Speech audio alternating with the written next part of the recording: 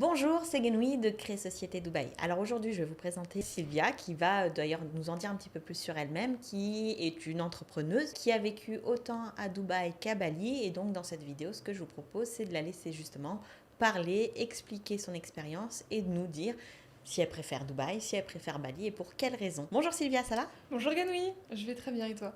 Très bien. J'en ai dit un tout petit peu, mais j'aimerais bien que tu nous fasses peut-être une présentation un peu plus extensive de toi, de ton parcours, de ce que tu fais, et puis ensuite on verra un petit peu Dubaï versus Bali. Merci Ganoui pour l'invitation. Donc moi actuellement, je travaille principalement dans le marketing, le storytelling pour les entrepreneurs et à côté de ça, j'aide les femmes à arrêter de perdre du poids, mais plutôt à libérer du poids. Ok. Mais ça sera l'objet d'une autre vidéo.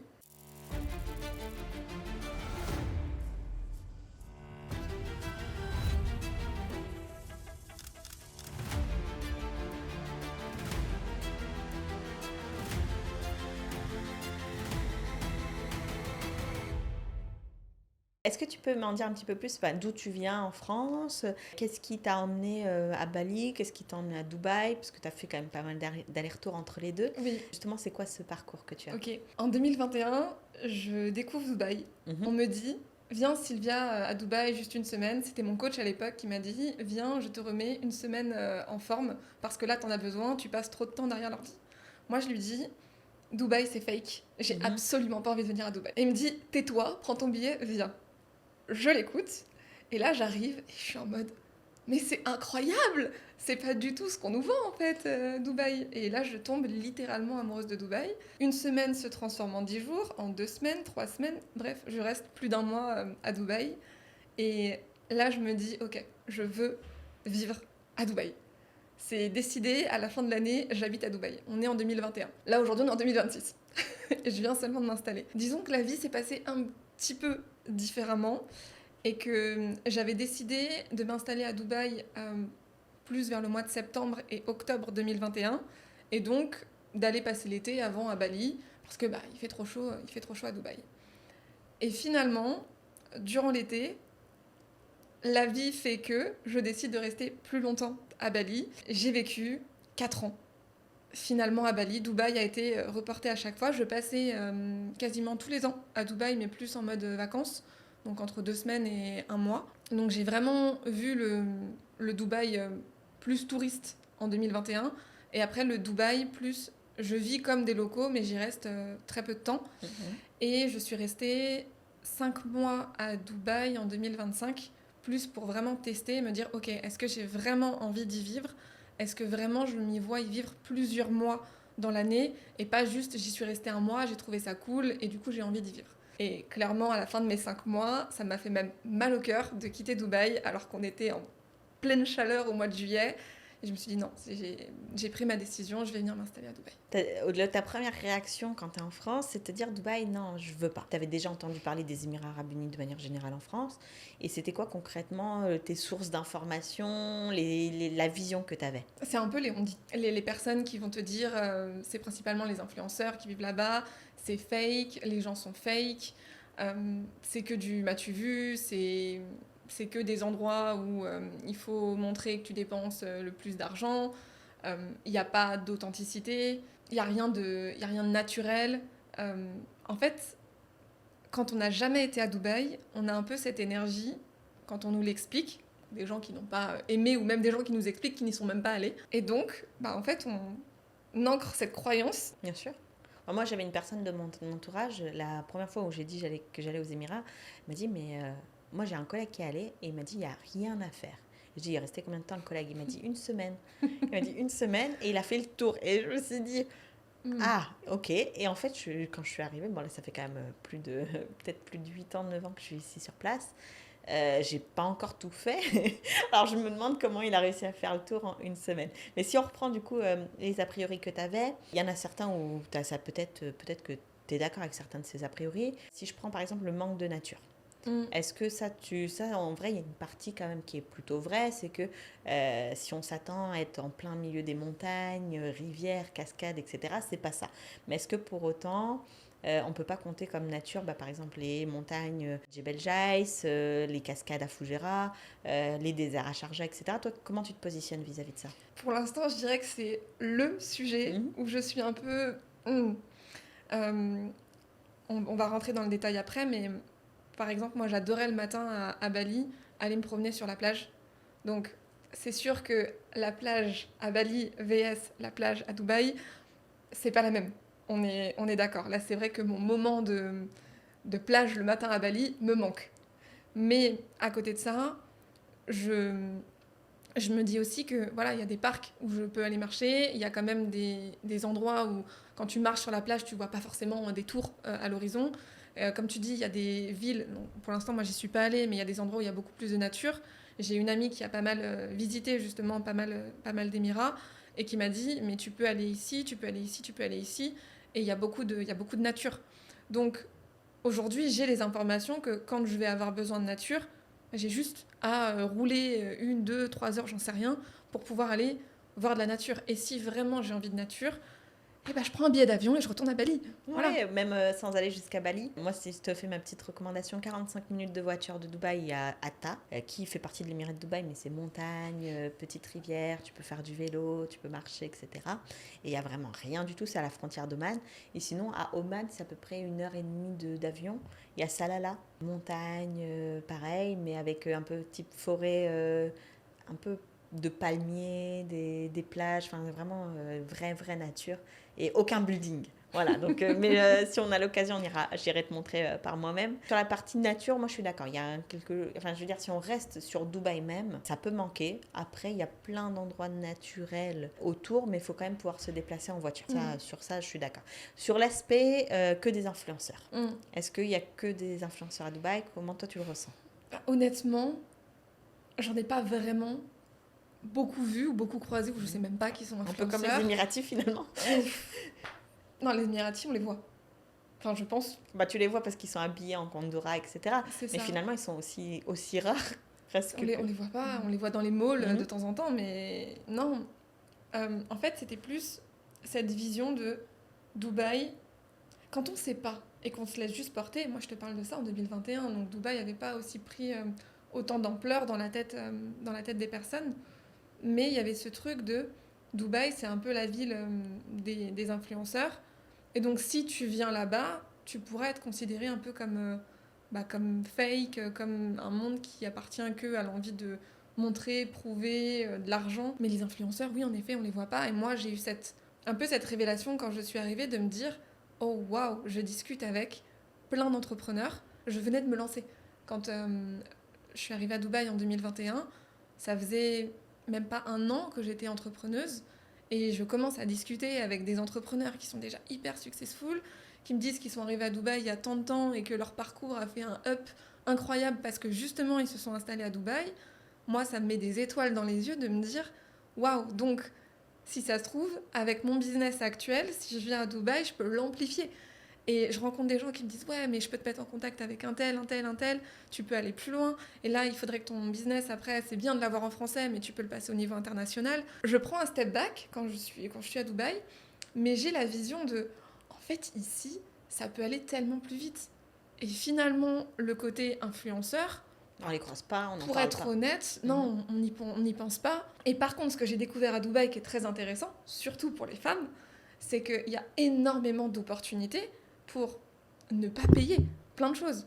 Que ça soit les Ladies Night, que ça soit il y a plein d'applications, il y a plein d'événements, de bons plans que justement parce que il y a ce côté pas influenceur, mais ce côté où les restaurants, les lieux ont compris comment fonctionne finalement la communication et le marketing, ils font appel à des gens pour pouvoir derrière avoir plus de visibilité. Et c'est génial, parce que nous qui travaillons avec les réseaux sociaux, on peut utiliser ça, et finalement, on profite d'une vie qui est encore meilleure, sans des fois rien dépenser. Ok. Ça vient au point suivant où tu disais La vision que tu avais de Dubaï aussi, c'était une vision où il fallait tout le temps payer des choses. Mais là, tu nous dis qu'il y a quand même pas mal de choses qui sont gratuites. Est-ce que, simplement, hein, par rapport à ton niveau de vie en France, vis-à-vis du niveau de vie à Dubaï, Mm. quand c'était en 2021, est-ce que tu t'es dit, ah bah tiens, avec la même argent, je peux faire plus, je peux faire moins, je peux faire pareil? Alors ça va être hyper intéressant. La seule chose que je trouve plus chère à Dubaï par rapport à la France, c'est les appartements. Mhm. Mais littéralement, c'est la seule chose. Et encore, partons du principe que on est déjà un entrepreneur en France qui a son logement. Parce qu'avoir un logement quand on est en France en tant qu'entrepreneur, de base, ça peut être compliqué. Alors qu'à Dubaï, tu as ton argent, tu peux prendre ton logement. Pareil, pareil à Bali. En France, il y a des démarches, c'est compliqué. Je trouve que c'est le seul point réellement où je me suis dit, ok, en effet, si je veux un logement à Dubaï, ça va être plus cher qu'en France. Et on parle vraiment de quelqu'un qui s'installe. Parce que moi, pendant un moment, j'ai été digital nomade. Donc, qui dit digital nomade dit vivre principalement en Airbnb ou vivre dans des logements de passage. Donc, forcément, c'est plus cher. Et j'avais remarqué que les logements à Dubaï, dans des quartiers vraiment sympas, style Marina, La Palme ou autre, étaient moins chers que de prendre un logement à Paris ou en proche banlieue. Je me souviens de ce moment-là où je me suis dit, attends. Tout le monde est en train de dire que pour vivre à Dubaï, il faut avoir des milliers, des centaines de milliers d'euros. Alors qu'avec du recul, je me suis dit, attends, non, je suis pas d'accord. Je suis pas d'accord. Pour les courses, honnêtement, je trouve que les courses sont moins chères à Dubaï qu'en France. Ok. Tu mangeais pareil ou tu mangeais plus local? Non, moi, je suis très portée sur la nourriture naturelle. Ok. Donc, quand j'achète ma nourriture, c'est vraiment des produits de base, quoi, du poulet, des légumes, des fruits. Et j'ai trouvé que c'était moins cher à Dubaï qu'en France. Après, on va plus parler de qualité, où là, ça peut être un peu différent. Et encore, en France, je suis pas sûre que ça soit meilleur. Et là, pour le coup, si tu me demandes de choisir Dubaï-Bali, je te dis, la nourriture à Bali, je suis plus certaine de la qualité. Mais en termes de prix, pour moi, c'est kiff-kiff, voire un petit peu moins cher à Dubaï en termes de courses. Location de voiture. C'est tellement moins cher à Dubaï, réellement. L'essence, on n'en parle pas, évidemment, c'est moins cher. Les sorties, honnêtement, le prix d'un verre à Dubaï est peut-être un tout petit peu plus cher de quoi? Allez, entre 1 et 3 euros plus cher que quand on sort à Paris. Pas le même cadre, pas le même aussi. Donc, finalement, avec du recul, oui, c'est sûr que si on sort à Dubaï dans les grands restaurants, ça va tout de suite coûter un certain billet. Mais si on sort à Paris aussi dans les grands restaurants, ça coûte aussi un grand billet. Finalement, c'est juste connaître les plans et pas vouloir vivre comme un touriste qui arrive en se disant je veux tester tous les trucs qui coûtent Ah bah tout fait un bras. envie. Ça c'est vrai qu'ici tout fait envie, qu'il y a toujours des nouveautés, donc ça pousse quand même à aller se déplacer, tester, dépenser. Mais c'est vrai que moi quand je vais en France rendre visite à ma famille, je me rends bien compte que c'est pas bah tiens mercredi on va au resto là, jeudi là ça a ouvert on va aller voir, vendredi je vais commander ça. C'est beaucoup plus bah on mange à la maison etc. Donc si on compare une vie où on se dit bah tiens en France je cuisine chez moi versus une vie où ah bah je commande une fois, je vais au restaurant avec des amis une autre fois, je veux sortir ici une autre fois, forcément que la vie de Dubaï coûte un peu plus cher. Oui, mais tu vois, même il y a des restaurants à Dubaï où ça coûte pas forcément Mhm. si cher que ça. En fait, j'aimerais comparer ça au fait que les gens viennent à Dubaï en se disant je veux faire les grands restos. Mais c'est pareil, quand tu vas à Paris, est-ce que tu te dis forcément je veux manger dans le restaurant de la Tour Eiffel? Ah bah, Est-ce que tu te dis j'ai forcément pas je vais fait manger encore. chez Maxime? Moi non plus, je l'ai pas fait. Mais tu vois, pour moi, la Mhm. comparaison, elle est un peu identique. Si tu veux faire les grands restaurants à Dubaï, bah, compare-les aux grands restaurants finalement de la France. Bien sûr. Peut-être une dernière question sur Dubaï en tant que tel, et puis après on ira au cœur du sujet Dubaï-Bali, sinon on va se perdre. Quand tu venais en digital nomade ici, que tu faisais Airbnb, que tu faisais tes petites courses, etc., est-ce que tu peux nous dire un budget à peu près qu'il faudra avoir si quelqu'un veut faire un peu comme toi? En fait, ça dépendait des périodes de mon business, pour être honnête avec Ok, toi. Mais je me souviens que quand je suis arrivée en 2025, j'ai trouvé un studio pour 1500 ou 1600 euros par mois ok, à JVC. Euh, et après, la période de l'année, comme elle commençait à se diriger vers les chaleurs, du coup forcément moins ça cher. devenait moins cher. Et j'ai trouvé un logement, il me semble, pour, je crois que c'était 3000 euros le mois à la Marina, donc c'était un one bedroom qui était pas mal. Et j'avais terminé mon périple au Saint-Régis, qui est quand même très sympa sur la Palme. Et là, on était, je crois, aux alentours des 3 500 € le mois. Ok. Ouais, c'était un C'est bon raisonnable plan, hein. par rapport à la Là, c'était localisation un très bon plan. et le type d'endroit. Mm. Logement Dubaï ou logement à Bali. Par exemple, est-ce que tu as les mêmes niveaux de service, c'est-à-dire piscine, salle de sport inclus dans l'immeuble? Est-ce que c'est les mêmes superficies? Est-ce que c'est les mêmes prix? À Bali, il y a 2 types de logements possibles. Mhm. Il y a soit ce qu'on appelle les guest house, donc c'est des espèces d'hôtels, mais en plein air comme des petites maisonnettes collées les unes aux autres. Ok. Et dedans, tu as ta chambre avec ta salle de bain. Et la cuisine est partagée. Et il y a une énorme, en général, piscine qui est disponible. Ça, c'est ce qu'on appelle une guest house. À l'époque, les prix n'étaient pas forcément très élevés. Et après, ça a commencé à augmenter avec tous les changements dans le monde. Mais aujourd'hui, on peut trouver une guest house entre forcément les vraiment bas du panier à 200 € par mois. Et ça peut monter jusqu'à 800-900 € par mois. Ok. À peu près. Donc il y a ce premier type de logement. Et ensuite, on a le deuxième type de logement qui est principalement les villas. Donc on ne dit pas vraiment une maison. À Bali, on parle de villa. Peu importe si ça fait la taille d'une maison ou pas. Et là, dans les villas, donc pareil, il y a 2 types. C'est soit on a sa propre villa, soit c'est une villa qui est partagée. Donc où il y a plusieurs personnes qui vivent dedans ensemble en colocation. Donc ça déjà, c'est le mode de fonctionnement. Dans les villas, en général, il y a aussi une piscine. C'est quand même assez rare d'avoir des villas où il n'y a pas de piscine. Les villas à Bali, elles sont construites assez vite, parce que le but, c'est de faire le plus de logements possible. Donc, souvent, c'est pas forcément des villas qui vont tenir dans le temps. Ça dépend, bien sûr, mais ça, faut en avoir conscience, parce qu'il y a souvent beaucoup d'infiltration après avec les périodes de pluie ou autres. T'as la piscine, t'as beaucoup de logements aussi où t'as le salon qui peut être en extérieur. Ok. Ça, c'est vraiment un truc à checker avant quand on s'installe, parce que qui dit salon extérieur dit forcément humidité, dit chaleur.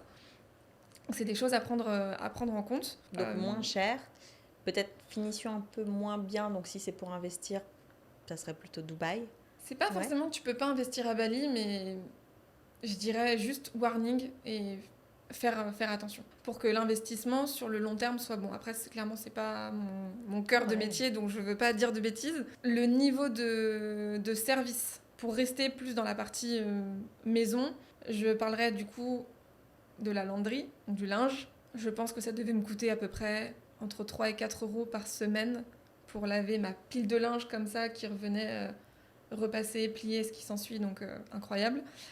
Je sais pas si ça se fait à Dubaï encore, moi je lave mon linge moi-même, donc je suppose qu'il existe aussi des services. Il y a les mêmes services, mais un peu plus cher. Beaucoup plus cher, ouais. Donc oui, vraiment, pour pas cher, il y a ce type de service. La femme de ménage, il y a des villas où c'est inclus directement, en guest house c'est inclus, souvent ils passent tous les jours. En villa, ça peut être à 2-3 fois par semaine. Là où à Dubaï, j'ai l'impression que c'est pas forcément comme ça que ça fonctionne. En fait, Dubaï, c'est un petit peu... tu vois, les applications type Carim, etc. Donc c'est pareil, on a des applications et tu programmes. Soit tu peux le prendre en weekly, soit 2 fois par semaine, ça dépend à quelle fréquence. Et si je te donne un ordre d'idée, comme ça tu vois pour comparer, 2 heures, une femme de ménage, ça va être peut-être entre 20, quelque chose comme 20 €. Ouais, c'est moins cher à Bali. Ok. C'est sûr que c'est moins cher à Bali. C'est au moins la moitié du prix. Ok. Sûr. Si tu dois être locataire, tu préfères Dubaï ou Bali? Si je devais être locataire, je vais te répondre pas par rapport à la maison, mais par rapport juste au lieu de vie où j'ai envie d'être. Je te dirais Dubaï. Ok. Du coup, justement, le côté, l'environnement, va plutôt aller vers quel pays? Là, c'est très large le mot environnement. Si je pense plage, nature et ce qui s'ensuit, évidemment, Bali. Il n'y a pas à réfléchir. Après, si on pense plus côté shopping, là, on est clairement côté Dubaï. Normal. Côté transport, il faut se dire qu'il y a autant de bouchons côté Dubaï que côté, pas Bali, je dirais Canggu. Il y a plusieurs areas où les gens vivent et c'est basé principalement entre Canggu, Uluwatu et Ubud. La majorité quand même des expats, en général, vivent à Canggu. Et Canggu, c'est là où on a le plus de trafic. La voiture n'existe pas à Canggu. Si on prend une voiture, c'est uniquement pour des trajets spécifiques, comme on revient de l'aéroport ou autre, mais sinon tout le monde est en scooter. Moi, personnellement, je préfère la voiture. Donc honnêtement, c'est sûr que pour le transport, j'aurais tendance à dire Dubaï. Maintenant, c'est aussi quand même super plaisant d'avoir son scooter avec les écouteurs, les cheveux au vent. C'est une sensation qui reste juste incroyable. Pas très sécurité routière, mais ok. Si on doit parler de ça, du transport aussi par rapport aux enfants, honnêtement, je trouve ça personnellement hyper dangereux. Ok. Je vois énormément d'expats qui ont des bébés contre eux et qui roulent en famille avec celui de 3-4 ans qui est devant, le bébé qui est contre souvent la maman, derrière le papa. Et les familles bougent comme ça. Après, c'est un choix. Mais c'est vrai que ce qui est dit à Bali, c'est un peu le respect de la légende de toute façon, on fait confiance à Dieu, à l'univers, et on est protégé, et du coup, il nous arrivera rien. Chacun sa vision. Moi, personnellement, avec un bébé, je le tenterai pas. Côté nourriture, qu'est-ce que tu nous as déjà dit que Bali c'était un peu plus peut-être frais, peu plus qualitatif. Avant même de parler de la nourriture, je vais te parler du lifestyle. Ok. À Bali, tu as vraiment ce lifestyle fitness sportif qui est hyper méga présent. Il y a des salles de sport partout. Donc pour toutes les personnes qui prennent soin de leur corps, c'est vrai que Bali est souvent plus adapté déjà dans cet écosystème fitness. C'est préparé quoi. C'est ça. Plus après, la nourriture, elle est quand même plus locale. C'est-à-dire que le poulet, ça m'est déjà arrivé de voir un scooter passer avec les... avec les morceaux de poulet dedans. Enfin, je sais que ça vient de Bali. Et la façon dont on mange... Alors évidemment, il y a des restos de partout, on peut manger très junk food si on le souhaite, mais il y a énormément aussi de restaurants où tu peux commander ta nourriture comme ton poulet, tes légumes, tes glucides.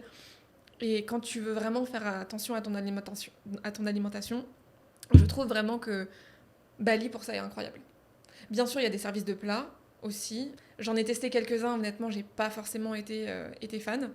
À Dubaï, je sais qu'il y a des services de plats aussi. Pour l'instant, je les ai pas testés, donc je peux pas faire de retour. Ouais, je te donnerai des noms. Oui, ça m'intéresse. J'ai pas forcément trouvé de restaurant similaire à Dubaï sur le même principe de lifestyle fitness. Moi, je comprends, parce que de toute façon, c'est plus facile de faire, je sais pas, pousser une mangue à Bali que de la faire pousser à Dubaï. C'est aussi dû à la météo, qui me fait ma petite transition. Météo, tu préfères Dubaï ou Bali ? Ah oui, à Bali, il y a quand même plus d'humidité. Est-ce que je trouve ça dérangeant ? Pas forcément. Bali, je trouve qu'on peut y vivre toute l'année sans problème. Il y a des fois, oui, c'est plus humide, où il pleut un peu plus. Il pleut un peu plus en général entre novembre et mars. Et honnêtement, ça dépend des années. Il y a des années où il pleut énormément, il y a des années où il pleut quasiment pas. Là où à Dubaï, oui, honnêtement, la température, c'est sûr que quand on arrive à mi-juin jusqu'à mi-septembre, fait un petit peu chaud. Là, c'est bien parce que finalement, tu peux faire les deux saisons des deux côtés. Exactement. Donc, et c'est ce que tu te vois faire finalement Je sais pas encore. Ok. Je sais que je me vois pas vivre toute l'année à Dubaï sans avoir au moins deux mois par an où je vis à Bali. J'en ai besoin pour ma reconnexion naturelle et spirituelle. Mais j'ai aussi envie d'aller visiter un peu le monde. Parce que ça fait des années que je suis bloquée un peu entre la France, Bali, Dubaï. La France, Bali, Dubaï. Et j'ai l'impression que quand on découvre Bali, on a toujours envie d'y revenir. Et en fait, on oublie que le monde est rempli aussi de plein de pays. Qui sont très sympas aussi. Moi, aussi. Alors, du coup, j'ai pas fait Bali, j'en ai fait plein d'autres. J'irai faire Bali en dernier dans ce cas-là, parce que je veux pas rester coincée sur un seul pays. Et donc, tu parlais tout à l'heure aussi de la partie écosystème. Quand tu es arrivé à Dubaï, on t'a parlé des entrepreneurs, etc. Est-ce que d'un point de vue networking, amitié, etc., où est-ce que tu t'y retrouves ? Alors, on a aussi des groupes d'entrepreneurs à Bali. Juste, le niveau d'entrepreneuriat n'est pas le même. Ça, il faut en avoir conscience. C'est vrai que souvent, les personnes qui viennent au meet-up sont des personnes qui débutent dans l'entrepreneuriat. On est vraiment sur des profils débutants, il faut en avoir conscience. Là où c'est vrai que quand on va dans des meet-up à Dubaï, j'ai l'impression quand même que le level, il est quand même un peu plus élevé. En 2022, 2023, 2024, J'ai essayé de connecter avec des femmes à Bali qui avaient quand même un certain niveau, qui faisaient aussi du management comme moi, enfin qui rencontraient les mêmes problématiques que moi.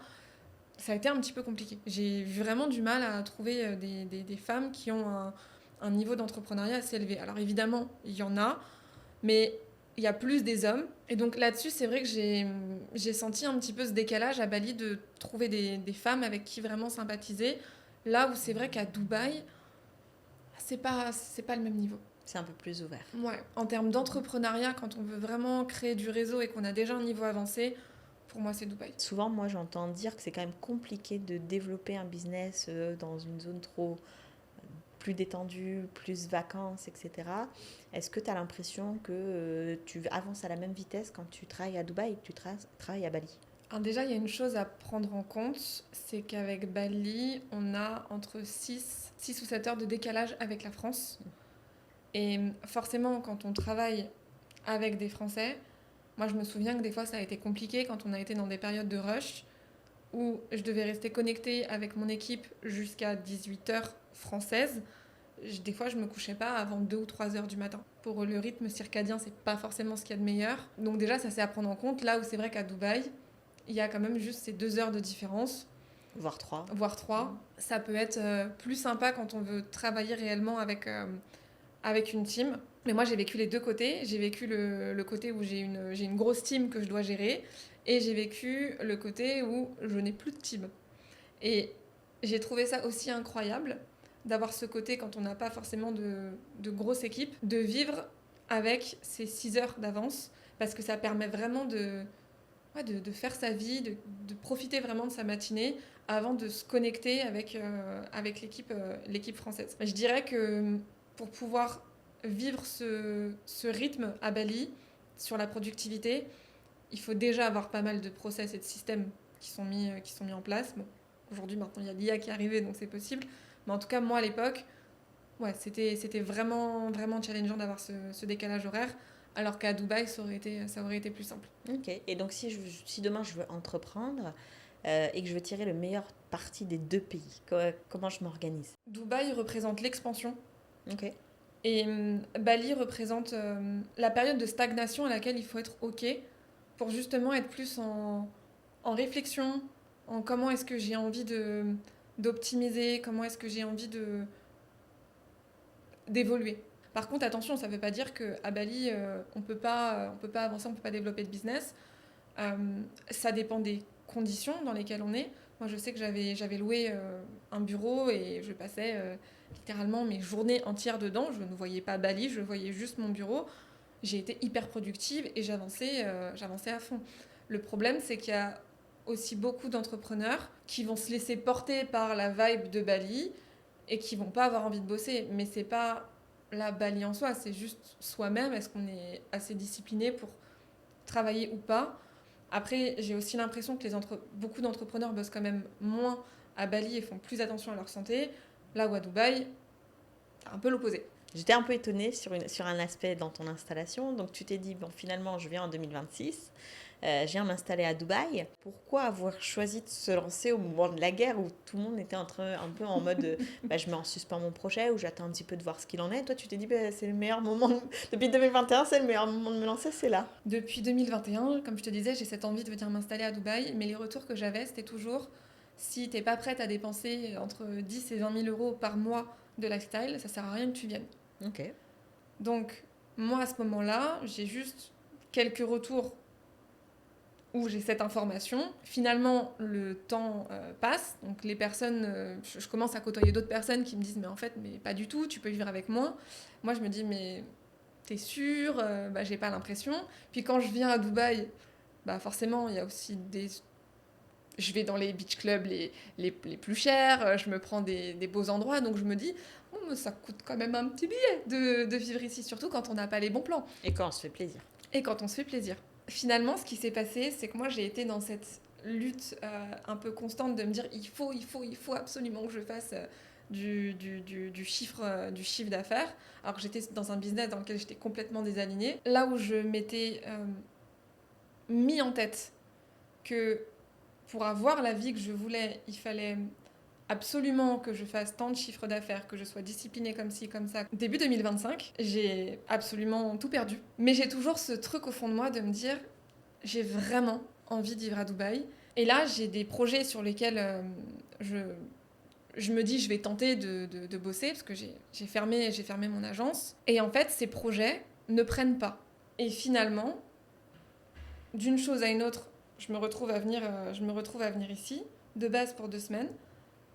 Et je me dis, en fait, je vais rester plus longtemps, je veux voir en fait comment ça se passe. Et je me suis retrouvée complètement protégée par la vie. Ça a été une des périodes les plus compliquées pour moi, que ça soit mentalement, financièrement et ce qui s'ensuit. Et je me suis vraiment rendu compte que quand tu es aligné dans ta vie et que tu es vraiment là où tu as envie d'être, bah en fait, la vie te le rend fois 1000. Et je suis restée 5 mois à Dubaï, mais je sais pas, ce que je veux dire, c'est que je sais pas forcément comment ça a été possible. Là où de base, dans mon esprit, je m'étais dit, il faut absolument que j'ai tant de milliers d'euros à pouvoir dépenser chaque mois. J'ai vraiment eu ce côté de me dire, oh waouh, en fait, bah regarde à quel point tu peux vivre à Dubaï sans être avec des centaines de milliers d'euros sur ton compte. J'avais une amie qui me l'avait déjà dit, qui faisait à peu près 3 000 euros par mois à ce moment-là. Et ils ont une famille. Et finalement, ils arrivaient à vivre. Pour moi, c'était complètement impossible et inconcevable. Et en fait, j'ai réalisé à ce moment-là que, bah, si, en fait, c'était possible. Mais alors, parce que du coup, c'était possible, mais tu aurais pu attendre, entre guillemets, d'en savoir plus sur le conflit en cours, avant de te dire, bah tiens, je viens ou je viens à la rentrée. Ça, c'était en 2025. Ouais, donc 2025. 2025. Ensuite, l'été, donc il fait trop chaud, je retourne à Bali. Et là, pour moi, c'est décidé, normalement au mois d'octobre, je viens m'installer à Dubaï. La vie fait X, Y, Z, je reste finalement plus longtemps. Avec ce qui se passe, je me dis, bon, bah, on va attendre encore un petit peu. Je discute avec pas mal de personnes qui sont sur place et qui me font comprendre que bah, c'est safe, qu'il n'y a rien de spécial, que finalement les bruits, les booms qu'on peut entendre, limite sont moins puissants que la Lambo qui passe dans la rue et qui fait un bruit hyper fort. Et je suis partie du principe de me dire, si tu crois en Dieu, de façon assez puissante, t'as aucun problème à te dire que tu vas pas être safe. Parce que le pourcentage de chances que ça t'arrive, il est tellement plus faible que le fait que tu puisses en France ou dans n'importe quel autre pays vivre quelque chose de dramatique. Et c'est même pas, si tu veux, une vraie question que je me suis posée en mode est-ce que j'y vais, est-ce que j'y vais pas. Non, c'est maintenant que j'ai envie de venir. En plus, il faut dire ce qui est. Là, au moment où on parle, on est en mai 2026. Les logements sont plus intéressants. Il y a beaucoup plus d'offres aussi qui sont intéressantes. Bah, moi, je trouve que c'est le meilleur moment pour venir à Dubaï. Ok. Et est-ce que parce que tu as eu des bruits de couloir, tu as pris l'avis de tes amis, mais est-ce que ton opinion à toi, maintenant que tu es aux Émirats, c'est est-ce que bah, tu te sens safe? Est-ce que. Bon, il n'y a pas, c'est pas passé grand-chose depuis que tu es arrivé, mais. Ça, je le ressens pas. Ouais, ok. Non, mais c'est bien de. Et les administrations, elles fonctionnent normalement, parce que tu y es passé. Oui. Oui. Parce que souvent, c'est une question. Ça allait encore plus vite, du coup. Ah, bah, ça allait vite. Pour retracer la petite histoire, nous, on a fait la société ensemble à distance, les enregistrements administratifs à distance. J'ai préparé ton visa à distance. Ensuite, t'es arrivé quoi, vendredi ou lundi? Je suis arrivée vendredi. Ok. On a fait la prise de sang lundi. Ouais. Et j'ai eu l'ID jeudi midi. Ouais. Prise de sang lundi, le mardi, prise d'empreinte. La validation du visa, elle est due arriver le mercredi ou jeudi. Emirates ID, ouverture des comptes bancaires. Ouverture des comptes bancaires, c'est quoi? Jeudi aussi? Jeudi. Bon, ben voilà. C'était hyper rapide. Faut pas le prendre pour argent comptant. Parfois, il y a quand même parfois, ça va quand même plus doucement. Parce que moi, je t'avais annoncé au moins 2 semaines pour tout faire. Tu as pu faire la visite médicale normalement. Tu as fait les empreintes normalement. Tu n'as pas ressenti. Parce que moi, c'est souvent une question. J'ai des gens qui attendent pour venir faire le visa. Et qui me disent oui, mais si les administrations ne fonctionnent pas, si elles ferment, donc c'est pour ça que je pose la question. Non, au contraire, ça va. Ils entendent que ça fonctionne. Donc toi, tu as décidé de t'installer là pour de bon, entre guillemets, en faisant des allers-retours à Bali. Dans quelles circonstances tu me choisis Bali et dans quelles circonstances tu me choisis Dubaï? Évolution, du coup aussi entrepreneuriale, je choisis Dubaï. Évolution personnel et spirituel, je choisis Bali. Si demain je deviens maman, je préfère avoir ma famille à Dubaï, 1000 fois.